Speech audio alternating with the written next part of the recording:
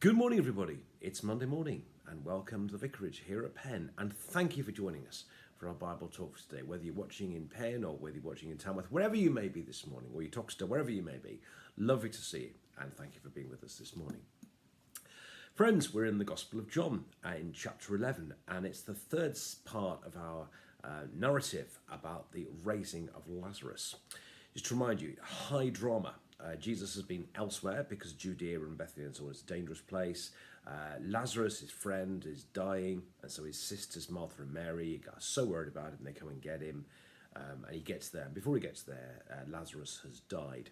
He arrives, and he gets interesting reception. Couldn't he have been there earlier to save his friend from dying? Blah, blah, blah, blah, blah, blah. Anyway, this morning, we get the denouement, we get the climax of the story. Here goes. John, chapter 11. I'm going to read from verse 38 to the end of the chapter. Then Jesus, again greatly disturbed, came to the tomb. It was a cave, and a stone was lying against it. Jesus said, "Take away the stone." Martha, the sister of the dead man, said to him, "Lord, already there's a stench, because he's been dead 4 days." Jesus said to her, "Did I not tell you that if you believed, you would see the glory of God?" So they took away the stone. And Jesus looked upward and said, "Father, I thank you for having heard me. I knew that you always hear me, but I've said this for the sake of the crowd standing here, so they may believe that you sent me." Then when he said this, he cried with a loud voice, "Lazarus, come out." And the dead man came out, his hands and his feet bound with strips of cloth, and his face wrapped in a cloth. Jesus said to them, "Unbind him and let him go." Many of the Jews, therefore, who had come with Mary and had seen what Jesus did, believed in him. But some of them went to the Pharisees and told them what he had done. So the chief priests and the Pharisees called a meeting of the council and said, "What are we to do? This man is performing many signs. If we go on like this, everyone will believe in him, and the Romans will come and destroy both our holy place and our nation." But one of them, Caiaphas, who was the high priest that year, said to them, "You know nothing at all. Do you not understand that it's better for you to have one man die for the people than for the whole nation destroyed?" He did not say this on his own, but being high priest that year, he prophesied that Jesus was about to die for the nation, and not for the nation only, but to gather into one the dispersed children of God. So from that day on, they planned to put him to death. Jesus therefore no longer walked about openly among the Jews, but went from there to a town called Ephraim in the region near the wilderness, and he remained there with his disciples. Now the Passover of the Jews was near, and many went up from the country to Jerusalem before the Passover to purify themselves. They were looking for Jesus, asking one another as they stood in the temple, "What do you think? Surely he will not come to the festival, will he?" Now the chief priests and the Pharisees had given orders that anyone who knew where Jesus was to let them know, so they might arrest him. And this is the word of the Lord. Thanks be to God. Well, high drama. Certainly, you get paces, you get your heart pacing, increase your heart beating on this one. You get the high drama going on here. 4 or 5 points, just briefly, if I may, about this. Firstly, when Jesus goes to the tomb, it says that Jesus was deeply moved, or had something along those lines, deeply moved. And actually, that's the second time that's actually happened. We had the famous verse on Friday, earlier on, that Jesus wept when he encountered Martha and Mary in their grief. And now, as he comes to the tomb, he is deeply moved. And twice, let's mention that John wants us to feel here or get the compassion of Jesus. Even though Jesus knew what was going to happen, and even though we, of course, know what's going to happen because we've got hindsight, haven't we?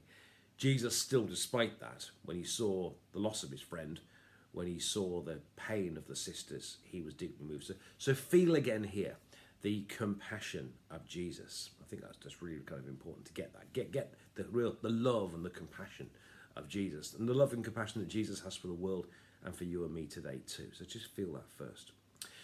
Secondly, see the faith of the people around. Firstly, Martha, who she tells when Jesus told her to take the stone away, she reminds him that he's been in there 4 days. There must be a terrible smell in there by now. But she still lets it happen. So she has faith in Jesus. But look at the words Jesus says. When Jesus talks to God, when Jesus prays, he doesn't pray to God to heal Lazarus.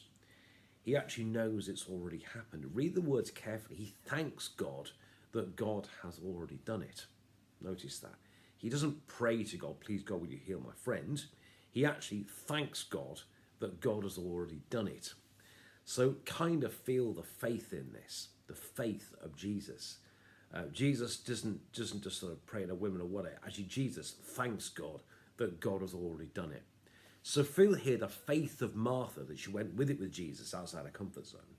But also feel here the faith of Jesus, that Jesus' faith in God is so strong that he thanks God that God has already done it. And the instruction he gives us to Lazarus, Lazarus, come out. So I think that. So feel here the faith of Martha, who went outside her comfort zone, a great personal cost to herself, all that's going on, but also feel and went with Jesus, even though it must have seemed a very strange thing to do, and feel that. But also feel the faith of Jesus, that he had such trust in God, that his prayer was actually one of thanks. So he calls out Lazarus, come out. And then you get I think it's quite funny, because he must have been kind of downstairs, Lazarus been downstairs in the tomb. And if you think about it, if he's wrapped around mummified, how on earth did he get out of the tomb? Because of course he can't walk because he's wrapped up, isn't he? He must have either crawled out like some kind of caterpillar along the ground like that, or alternatively, he must have bunny hopped out on his feet. Whichever way you look at it, I think it's quite funny. Just imagine the scene: Lazarus trying to get out of the tomb, or rolled out or something. How would he get out when he's wrapped up in this? Is quite an amusing thought. But he gets out, and what does Jesus tell them to do then? Unwrap him. Take these death clothes off him, and set him free. Is kind of what Jesus says. And again, I think that what Jesus does, he doesn't just bring Lazarus to life. He doesn't just sort of make him better again. He actually frees him from the cords of death as well. He frees him up to live life, and life in all its fullness. He doesn't just put life in his body. He actually gives him life. He gives him freedom, and Jesus does that too. He doesn't just give us life after death. He gives us life that's worth living now as well. So, all sorts of things. Firstly, feel the compassion of Jesus in this situation. Secondly, feel and see the faith of Jesus and the faith of Martha, trusting in Jesus, and Jesus' utter trust in God. This pays actually word of thanks. And thirdly, when Jesus brings Lazarus back to life again, he doesn't just put breath in his body. He actually frees him up to live life to the full as well. So kind of feel that too. But what's I think also noticeable at this, and I think this is crucial enough where the sort of the story, the narrative of Jesus is developing. That sounds clever, doesn't it? But where the story is going, you might say, is that this is the point when the religious leaders get seriously rattled. This is the point when they realise, I think, that they're in real trouble here, because Jesus has actually brought someone back from the dead, and that's never been done before or since. And I think they realise then that Jesus, and that's the point when they get really right. They realise that at this point that there's real power in Jesus, and power kind of beyond what they can control. And then you get this kind of lovely bit of kind of irony here, and they have this big discussion amongst themselves. And Caiaphas, who kind of, John says, doesn't really know what he's saying. So it's better, so they talk about killing him. And then Caiaphas says, better that one man should die than all the nation die. And one man should die for the nation. And of course, what he thinks he's saying is that it's better for us to put this one man to death than have big trouble for the whole nation be put to death. What he doesn't realise he's saying, of course, is that Jesus was going to die for the nation, and not just for the nation of Israel, but for the world. He was going to give his life for the rest of us so that we can have life, so that we can have forgiveness, and we can be one people in God.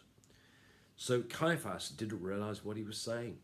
He was basically saying, he thought he was saying, better to put one man to death than for everyone to be in trouble, for everyone to die. In reality, what he didn't realise he was doing was prophesying that Jesus would, of course, give his life so that the rest of us can have life in all its fullness.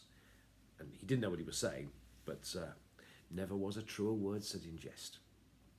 So, my friends, this amazing story of the raising of Lazarus, high drama. What do we see here? Again, we see the compassion of Jesus. He's deeply moved for the second time. Secondly, see the faith of Martha going with Jesus, even though it was a bit weird, and the faith of Jesus thanking God for what God he believed and knew had already done.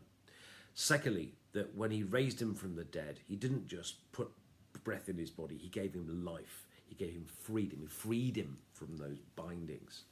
And finally, notice here, this is the point where the religious leaders are rattled, because they realize then there's power in Jesus.